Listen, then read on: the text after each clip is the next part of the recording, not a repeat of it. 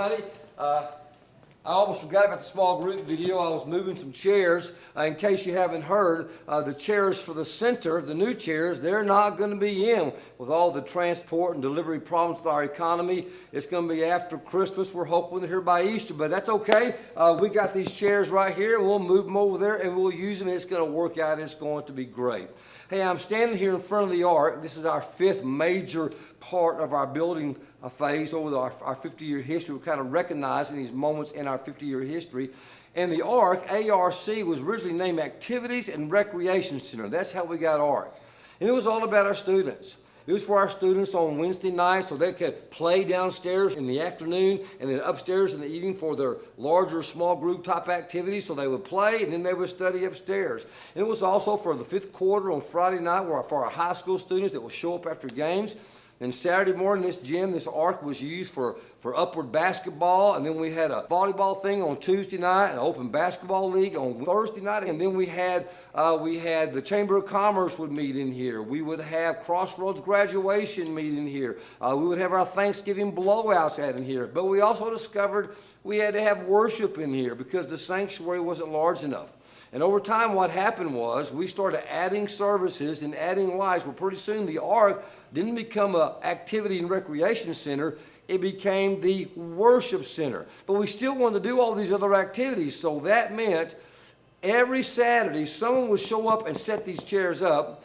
Every Sunday afternoon, people would take those chairs away so we could do the ministry for the rest of the week.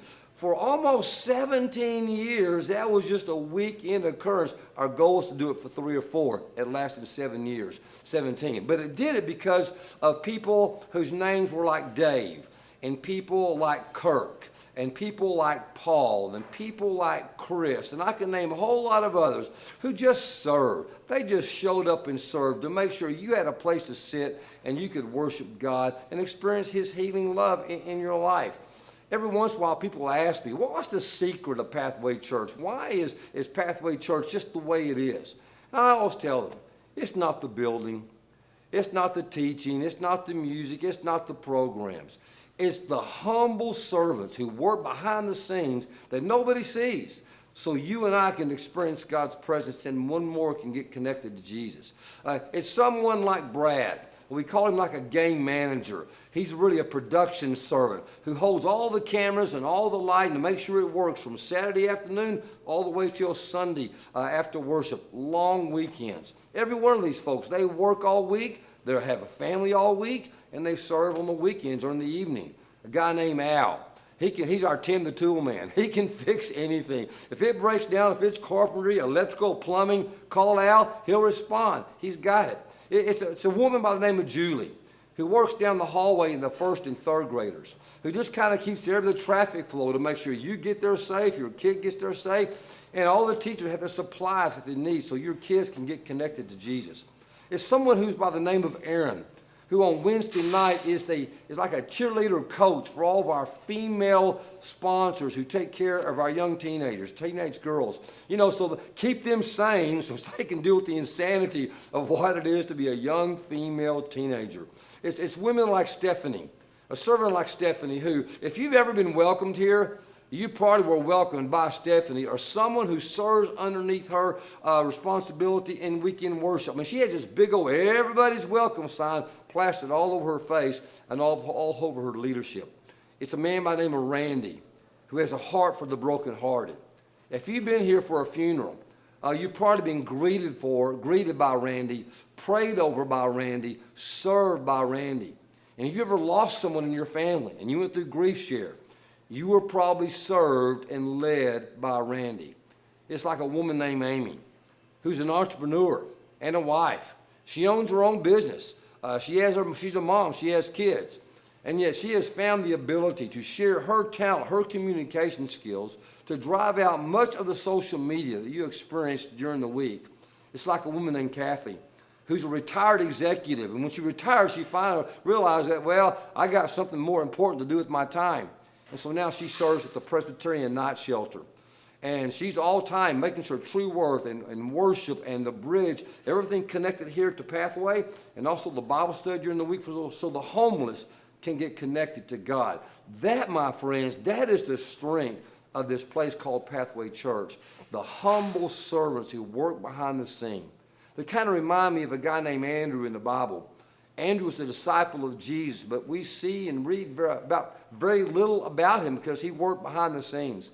We see him, first of all, in John chapter 1, where after he meets Jesus, his first thought is, I got to get my brother. His brother's charismatic leader, and he knew he was his little brother, and he introduced him to Jesus, and he knew as soon as I introduce my brother to Jesus, I connect him to Jesus, I'll no longer be in the inner circle. I'll probably not get pushed up to the front of leadership because I know my brother, Jesus will see that in him and call him out. He knew that he would never sing the solo. I'll never be the one out front doing the teaching. I'll never get in all the praise and the recognition, but that was okay because that's not what he did it for. And then there's Andrew, also was the one who helped the Greeks meet Jesus. The Greeks, they wanted to know about Jesus, so they go to Philip, a disciple, because he was Greek. But Philip doesn't take him to Jesus, they take him to Andrew, and Andrew connects the Greeks to Jesus, and man, they get connected. And then we have that scene in the Bible with the 5,000 plus on the side of the mountain, just starving to death. They are so hungry. And so as a result, they say, feed us, feed us, feed us. And they say, Jesus, what are we going to do? He says, you feed them. And then Andrew goes, whoa, what are we going to do? He goes and he finds this little boy with loaves and fishes. He connects him to Jesus. Andrew gets out of the way. And all of a sudden, thousands of people are fed. Church, all I know is, let me say it again, the strength of the ministry, the strength of this thing called the church. It is not the building, it's not the programs, it's not the teaching, it's not the worship, it's the people. And I know Andrew and all these people I named and all others, they don't do it for the praise, they don't do it for the recognition, they don't do it for the applause. They do it simply because they love God and they love people and they want to connect them to Jesus. There's another little story in Matthew chapter 20 about this mom who has two sons. And she wants them to be honored. She wants them to be great. It's James and John, the sons of Zebedee, and they are disciples of Jesus. And she has this idea, I just think that when you come into your kingdom, Jesus, let one sit at your left and one sit at the right. Let them get the honor. Let them get the recognition. And Jesus kind of addresses them, but then he has this little old statement I think is so powerful. He says, if you want to be great, you have to be a servant if you want to be great. So what is our prayer?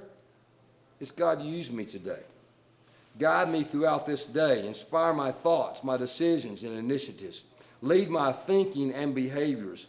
Disconnect them both from all self-seeking and anything that would discredit your name. I surrender my agenda and all outcomes to your unlimited power. God, use me somehow to connect one more. In the name of Jesus, I pray. So church, go be a servant. Go be great. Just be great. Speaking of serving, I get these chairs to the center.